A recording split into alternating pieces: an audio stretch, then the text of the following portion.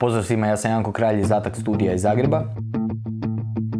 U ovom videu pričamo o montažnim kućama, prednosti i mane. Ovaj video ja moram jako puno gledati u papir, jer imam jako puno toga zapisano. Ići ćemo po redu da prođemo, neću reći sve prednosti i sve mane, ali da prođemo ono s čim smo se mi sreli u Atak studiju da su prednosti i mane montažnih kuća. I samo hoću otvoriti sa pozitivom. Montažne kuće su sjajna stvar. Jako su prisutne na našem tržištu, jako se kvalitetno rade, tako da sve kad čujete da je potencijalna mana, uzmite kontekstualno i razmišljate o tome da su generalno montažne kuće jako dobra stvar. Glede prednosti, ajmo prvo sa prednostima. Montažne kuće se izuzetno brzo montiraju. I jednom kad pripremite temeljnu ploču i kad napravite sve te pripremne radove, naručite montažnu kuću, potpišite ugovor, kad ona krene u radioni, kad ju krenu sklapati, taj proces vi uopće ne vidite. Vi samo vidite onaj dio kad se ona pojavi na gradilištu i to traje par dana. To je fenomenalno. To je čista, brza, efikasna gradnja koja je izuzetno precizna i to je njena velika prednost. Nemate gradilište, nemate smradove, vrlo clean, vrlo lijepo izvedeno, da se tako izrazim. Jer se može izvoditi grdo izmazano, a može se lijepo izvoditi. Ovo je lijepo izvođenje. Hoću samo napomenuti da su sve montažne kuće protupotresne, naravno. Koji sva gradnja koju radimo u 21. stoljeću, sve je računato na vrlo jake potrese i tu nemate nikakvog straha da se nešto može dogoditi po pitanju horizontalnih sila, odnosno potresa. Montažne kuće obično rade proizvođači koji sami razvijaju sustave vanjskih zidova. To su im ujedno i nosivi zidovi uglavnom, postoje i unutarnji nosivi zidovi, ali ti vanjski zidovi uglavnom su nosivi, imaju sva termoizolacijska svojstva koje moderne kuće moraju imati. Tvornički kontakt sa stolarijom na tim kućama valja spomenuti, jer oni odmah ugrađuju i stolariju i onda jako fino pripašu one svoje unutarnje elemente, vertikalne stupove i sve te nosive elemente sa stolarijom.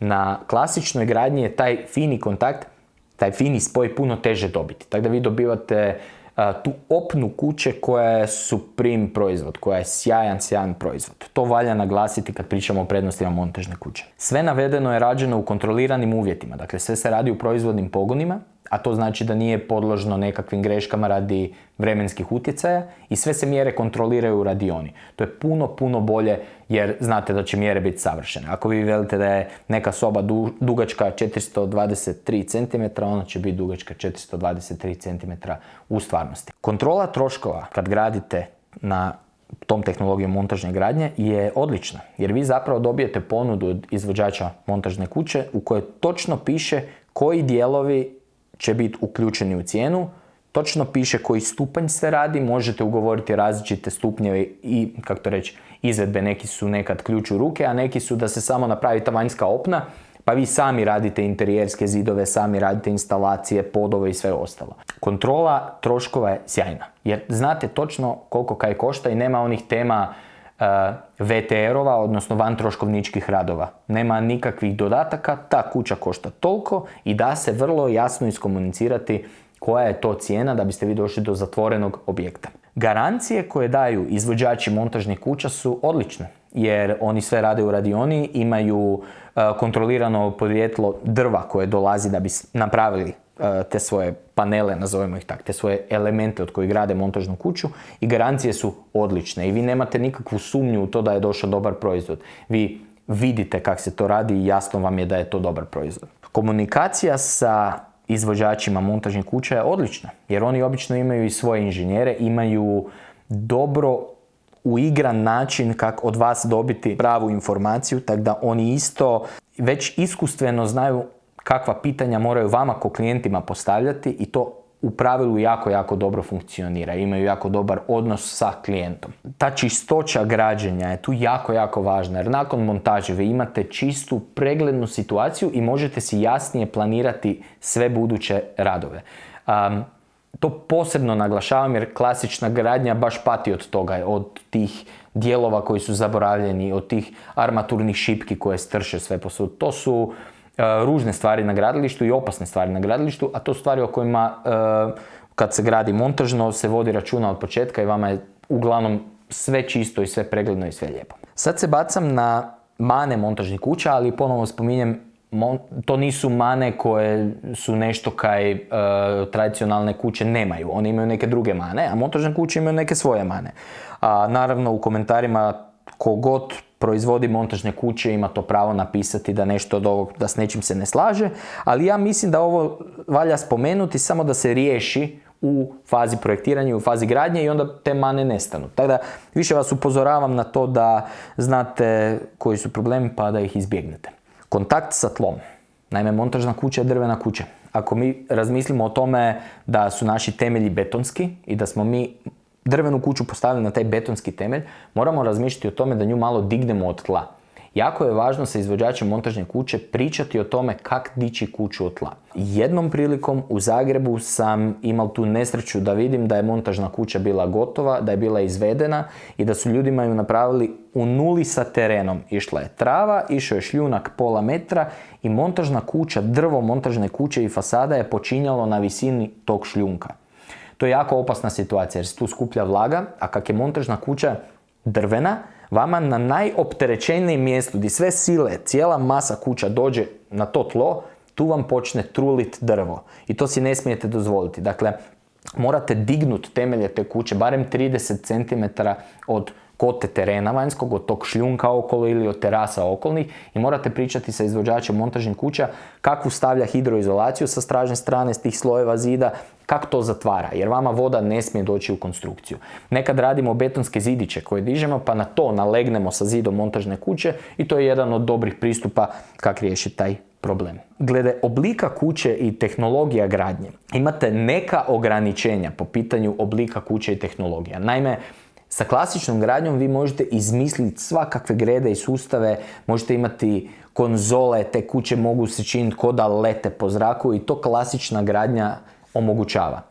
To se može dobiti i sa montažnom kućom jer izvođači montažnih kuća nerijetko koriste čelične konstrukcije da bi premostili takve neke raspone ili neke, da velim, avangardne projektne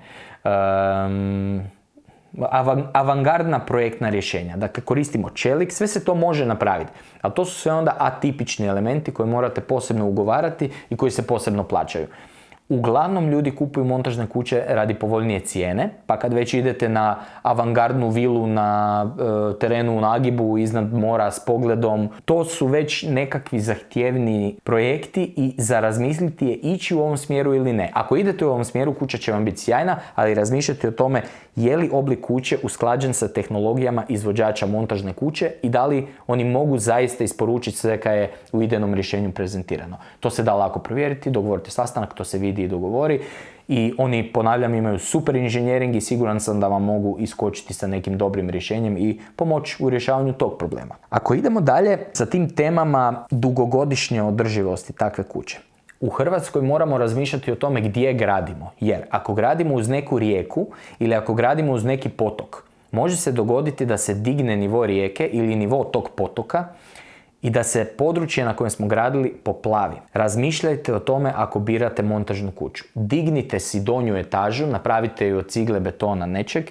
i napravite samo etaže koje neće biti poplavljene montažnom tehnologijom. Ovo zvuči kao da se radi o nekakvom planiranju života za nepogodu, ali ovo su samo inženjerske teme. Dakle, ne radi se o ničemu kaj bi bilo negativno razmišljanje, nego je inženjersko razmišljanje. Ako smo pored potoka i ako taj potok je ispod planine po kojoj pada kiša, taj potok ima neki svoj vodostaj i kad se on digne i kad vama potopi parcelu sa 50 cm vode i namoči vam konstrukciju montažne kuće, ne budete zadovoljni. Tada dignite ju u tla ako ste na takvom mjestu. Ovo je sad škakljivo za spomenuti. Jedna od stvari koja je problem montažnih kuća, to ja velim s aspekta moje struke i s aspekta našeg studija, ATAK studija, je ta ambicija projektanata u projektnim uredima firmi koje rade montažne kuće, a te ambicije nekad i nema.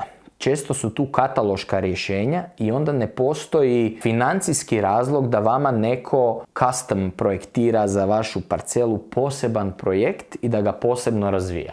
Puno je financijski isplatljivije kuću naplatiti po kvadratnom metru sa već gotovim projektom jer se znaju tehnologije, znaju se kak zna se kako to izvesti, već se ima neko iskustvo sa određenim projektom.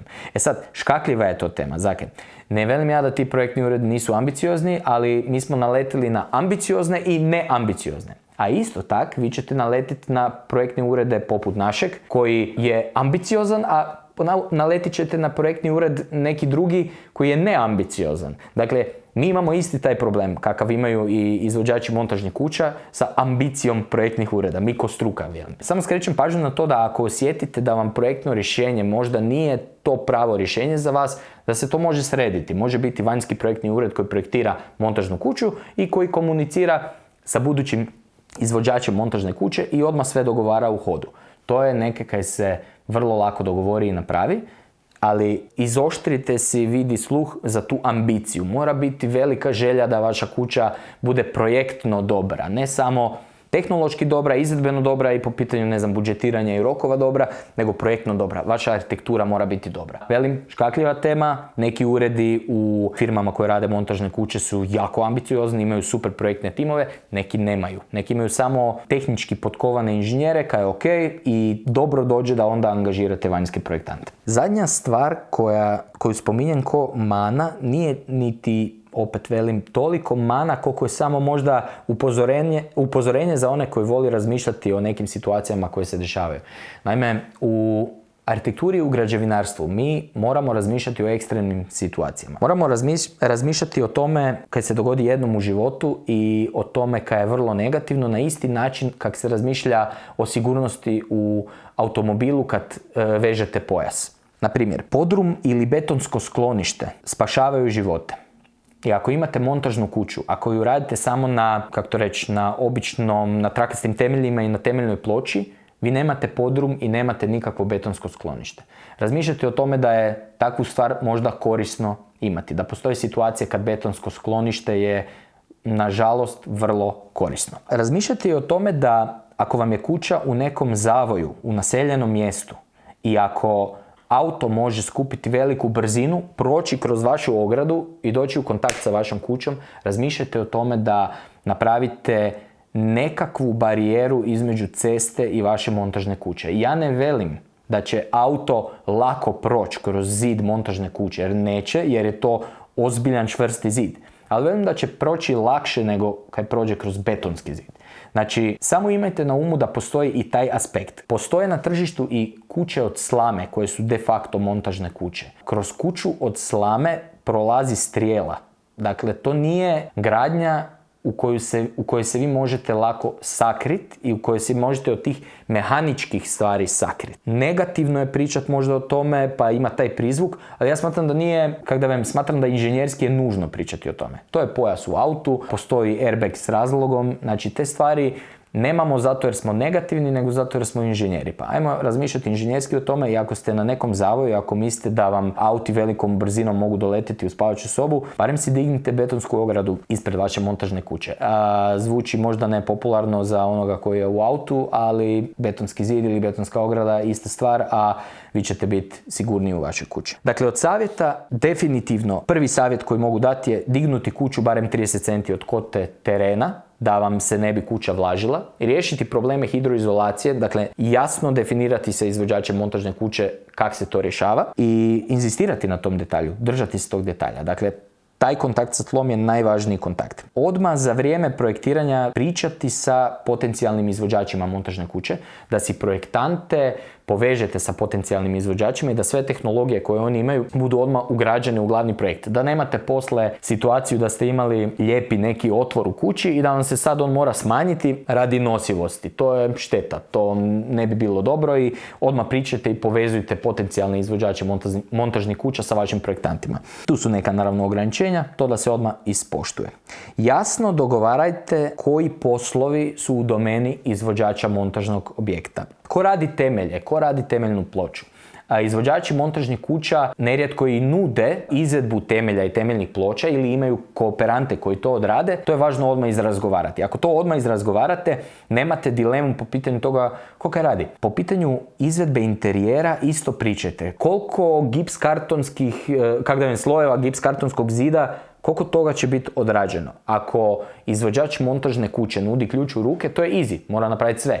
Ali pričate o tome, jesu unutra vrata, jesu slojevi poda, jesu stropovi, je li struja ugrađena, je li voda ugrađena. Sve to treba iskoordinirati. Tako da razmišljate i o tome da postoji taj aspekt i to nije da ja upozoravam zato jer firme koje rade montažne kuće nešto griješe. Ne griješe, nego samo to jasno iskomunicirate i onda ćete sve znati. I onda vam je kontrola troškova fenomenalna. Za kraj samo hoću reći da odabir ovisi o tome kako vi planirate graditi vašu kuću.